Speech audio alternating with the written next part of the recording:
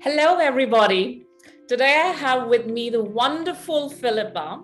She's a partner at diversity recruitment and consulting business Green Park, based in London. Philippa's 30-odd-year career started in marketing, digital and data analytics in the consumer financial services world, including then the challenger brand MBNA. A mid-career change saw her move into headhunting and leadership development 15 years ago. Philippa has helped organizations find, engage, enable, and empower many individuals. It's a role she loves for the opportunity it gives her to meet and work with wonderful people doing great things and also play a small part in helping people achieve the careers they want. So Philippa, considering that it is, International Women's Day, and I know you've talked a lot about bringing in diversity and inclusion. Before we get to that topic, I would love for you to share with us insights on the confidence and capability gap that you're seeing while hiring. Yeah. And it's a really interesting question, because I think it's easy to go immediately to the confidence capability gap, and that definitely exists. And there's definitely things that we as recruiters need to take into account when we are helping candidates and clients through a process. But there are other things, I think, that play into why women are sometimes less or more reluctant to enter into a process. Not just that they can't tick 100% of the boxes with that much flaunted statistic that we see all the time, but also, women, I think differently about the commitment that they are able to make to an organisation. So it was really eye-opening for me doing a search for a client on the South Coast. Really flexible in terms of working patterns. They understood that to attract people, they needed to be flexible and not require people to be in the office all the time.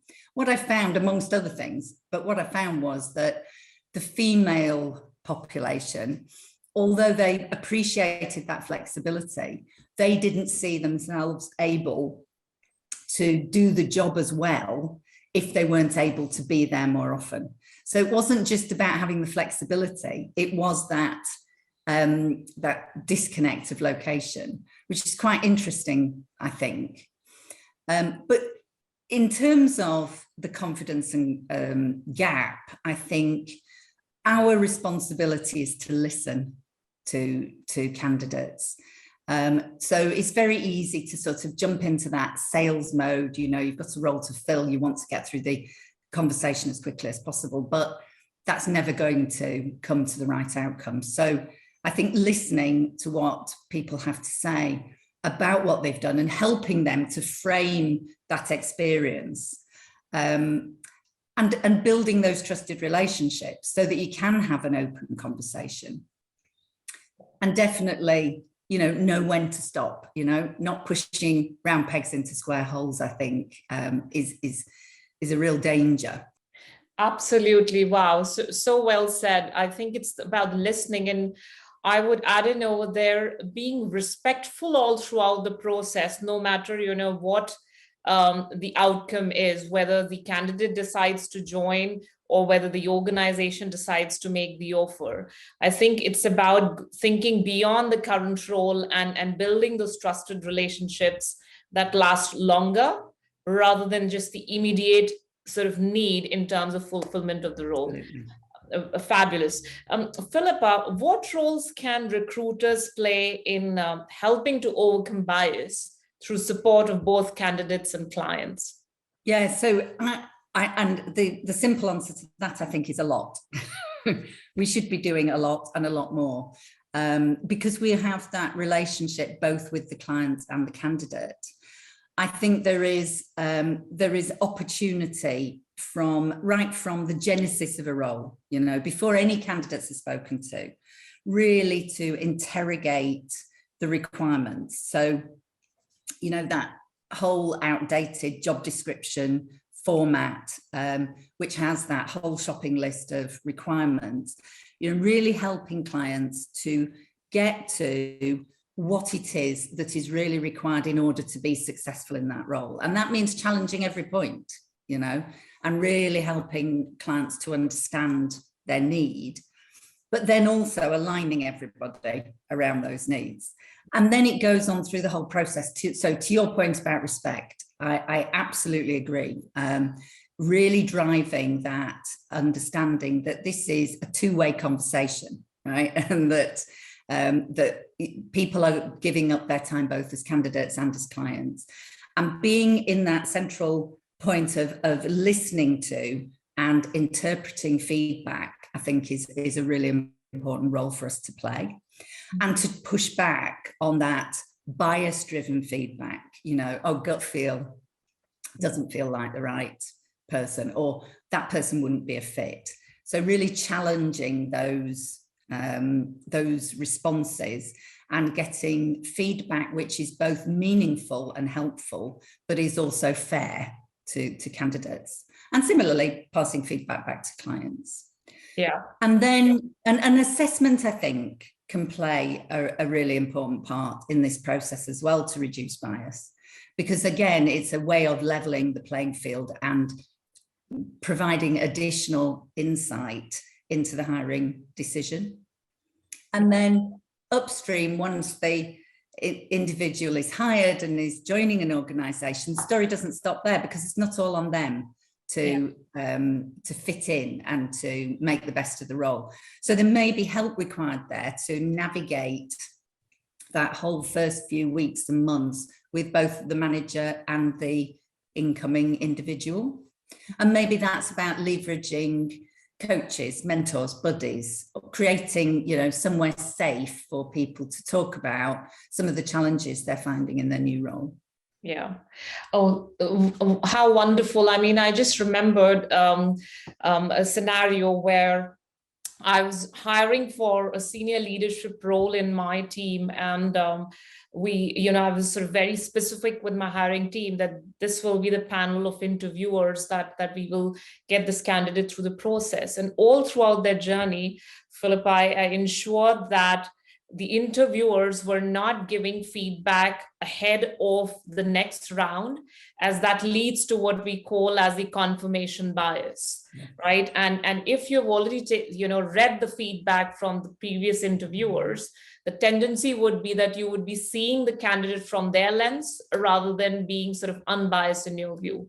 And it's interesting that when we hit the sort of feedback from previous interviewers and got all that together, we had different feedbacks around different strengths and weaknesses rather than just sort of agreement of what the other person had said. So I would urge all the hiring managers to when they have this sort of feedback mechanism and interview process as well, keep all the bringing together the feedback towards the end, so that the sort of the next round of panelists do not get influenced in how they're interviewing the candidates and what they're thinking. Last question for you, Philippa, is you have incredible experience in hiring for C-suite and leadership roles in growth companies. What would be your advice to the CEOs and leaders in building an inclusive culture at the leadership level? I think it starts with really understanding what that inclusive culture looks like in your organisation and what you want it to look like. And really then intentionally looking for the behaviours and competences as well as the skills and experience. It's very easy in a high growth environment to fall back on, who do you know, who's done a good job for you before, and not look at the entire range of skills and competences and behaviours available. So I think that's really, really important. I think it's also really important to equip the senior leadership around inclusivity. We make an assumption that individuals who have reached a certain level are very comfortable with both what inclusivity means and how they role model it and talk about it. In reality, a lot of senior leaders are very nervous of saying the wrong thing or doing the wrong thing. So enablement, I think, is really important. Love it. And absolutely, valid points you've made over here. I would also sort of say that when you're bringing in external talent, to your point earlier, that sort of typically high growth companies have grown within that family and friends network. And as you become an enterprise level company and start bringing in external talent, it's also about, are we giving the candidates or that talent the launch pad and setting them up for success as well in their first 90 to 100 days, as there will be obviously, clash in terms of the cultures they're coming in from versus the culture that's inherent in the organization. So the amalgamation needs to start from the top, and setting the team up for success starts from the top as well. Amazing, Philippa. Thank you so much for your wonderful insights. It's been such a pleasure to have you in our video series, and I hope our viewers take back with them all these little gems that you've shared with them around overcoming biases in their recruitment, hiring, and talent development journey. Once again, thank you very much, Philippa.